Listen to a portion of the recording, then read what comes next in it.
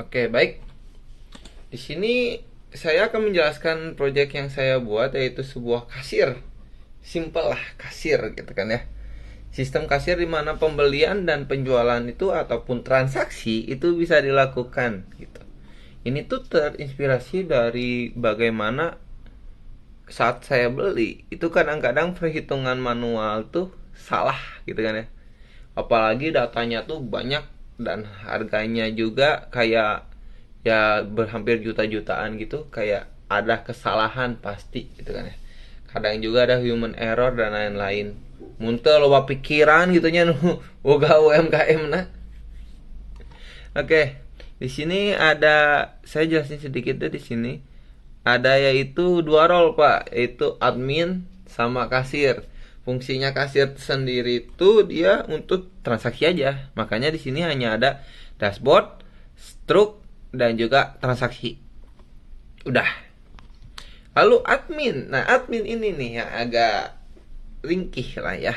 Karena di sini tuh dia punya wewenang dan juga ya seperti itulah. Karena dia punya barang gitu ya. Dia punya akses untuk, oh ini aku punya barang ini nih gitu kan. Ya, ini untuk penjualnya gitu ya. Kayak punya untuk pengusahanya lah seperti itu, yang punya usahanya. Dia bisa tambahin barangnya, dia bisa hapus barangnya. Kalau dia barangnya stoknya habis ataupun gak akan ada lagi supply, dia bisa hapus semuanya gitu lah. Jadi dia punya wewenang untuk mengatur ini semua. Dan juga ada riwayat gitu. Ada di mana riwayat transaksi gitu kan ya, ada di struk seperti itu. Nah, di sini ada data penjualannya. Dia bakalan mengambil subtotal dan lain-lain, tanggal ini, lalu ID dan lain-lain. Itu ada di ya struk ini. Oke, lanjut deh. Kita dari segmen ini kita bakalan melancong ke selanjutnya, yaitu kita di run. Walaupun ya ini screen recordingnya nggak bisa semuanya ya Pak, jadi aplikasinya satu-satu, jadi ya saya harus pindah-pindah aplikasi. Lanjut kita ke aplikasi selanjutnya.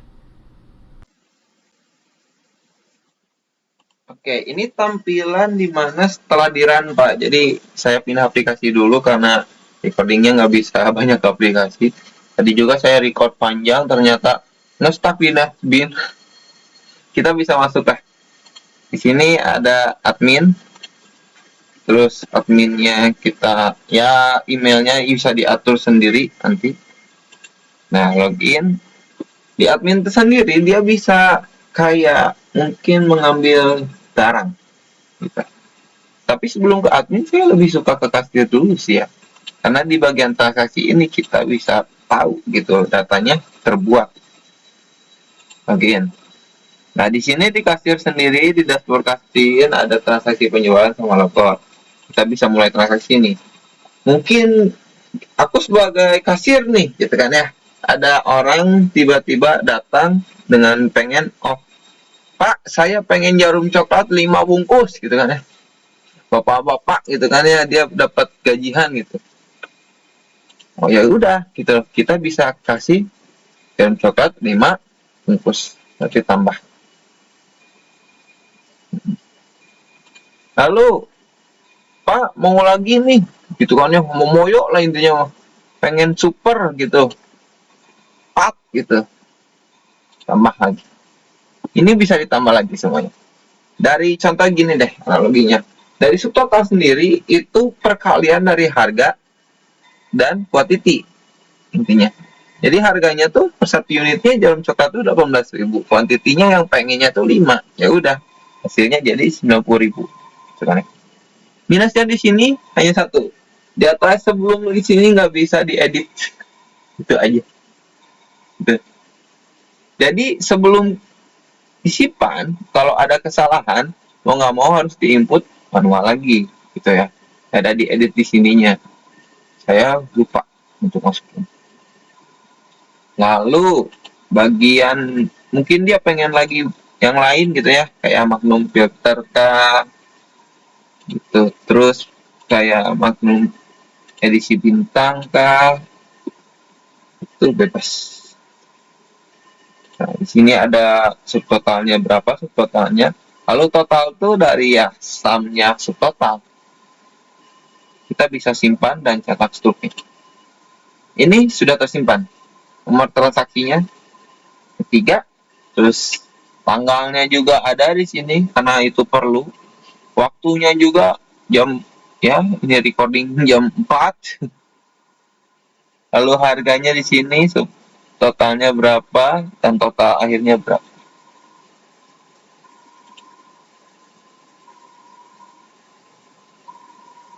Di sini aku lupa ganti. Ini koperasi sekolah. Saya lupa. Harusnya ini struktur UMKM. Udahlah. Ini bisa di mungkin Pak kayak kasir tuh lebih ke ini bisa struknya bisa di print kayak alatnya gitu kan ya. Tapi ini karena ini berbasisnya web gitu jadi ya udah saya buatin jadi sebuah PDF. Ini bisa di-download PDF sih. Seperti itu.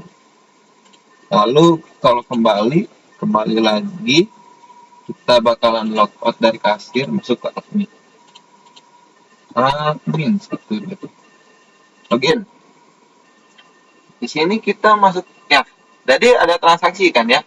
Kita bisa masuk ke transaksi riwayat data penjualan. Nah, ini 672.000 lihat struknya ada.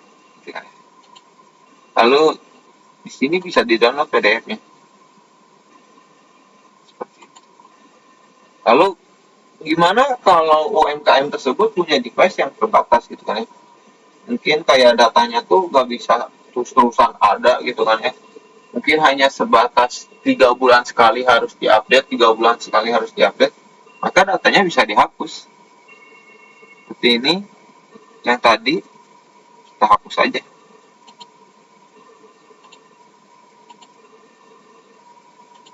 Nah, datanya hilang. Mungkin 3 bulan sekali kayak rekap gitu, 3 bulan sekali rekap. Lalu di manajemen barang ini bisa nambah barang. Contohnya mungkin kayak kalau ada buku tulis dah. Kalau di rokok sendiri mungkin Haji Samsu Review ya. Samsu Kretek dah. Harganya di 17.000 gitu kan ya, misalnya. Stoknya ada 15 pak, 150 biji gitu. Di sini ada Samsu Kretek. Lalu apakah data ini bisa dihapus? Bisa. Contohnya mungkin kayak admin ini nggak ataupun pengusahanya nggak ada lagi stok ataupun nggak ada lagi supply untuk bisa Kretek lagi gitu kan ya, kita bisa hapus. Kembali kita bisa. Oke, kita masuk ke setelah ini ke database. Bentar Pak, kita ganti dulu aplikasi. Oke, baik. Di sini ada PHP My Admin saya, yaitu ada di sini ya, namanya Kasir UMKM. Ini database yang saya gunakan. Walaupun database-nya mau bebas, mau nama apapun. Di sini ada subtotalnya barang ataupun tabelnya barang, transaksi detail user. Oke, masuk ke barang. Di sini kita bisa ubah sebenarnya. Nah, kita diambil di struktur dia aja deh, biar enakin gitu ya. Nah, kenapa sih barangnya bisa dihapus? Karena si ID-nya itu di primary key, gitu kan ya. Jadi dia hapus berdasarkan ID. Gitu. Makanya ID-nya tuh nggak bisa sama semua orang tuh, semua barang tuh. Jadi ID-nya tuh bakalan terus-terusan beda. Walaupun itu data baru, kayak mungkin ID yang 3 tuh, ID ketiga tuh udah nggak ada gitu. Tapi nambah data baru nggak mungkin ID 3 lagi. Seperti itu. Lalu di bagian struktur transaksi, itu ada nama gitu ya, terus tanggal dan total. Ya simpel, ID, tanggal, total. Simpel, nggak akan terlalu ribet. Lalu transaksi detailnya di strukturnya ada ID itu sebagai primary key jelas. Transaksi ID untuk sub primary key gitu ya. Lalu barang ID gitu kan. Di sini ada primary, transaksi ID, barang ID. Lalu di user sendiri ada dua role kan ya. Dua role ini yaitu username-nya apa, password-nya apa, role-nya sebagai hanya ada dua role sih, admin sama kasir. Mungkin segitu yang saya bisa sampaikan. Terima kasih kepada Pak KM Sarip yang telah membuat ya agak pusing dikit ya Pak ya. Kayak membuat sarana di mana kita bisa berekspresi ataupun mengapresiasikan diri kita untuk membuat sebuah proyek untuk pribadi gitu kan. Ini saya baru ngerti loh Pak. Ya Pak, jujur aja ya Pak baru ngerti loh. Jadi kita buat proyek sendiri. Lanjut ke bagian ya udah kita penutup aja. Terima kasih juga untuk teman-teman yang sudah membantu saya. Terima kasih ya.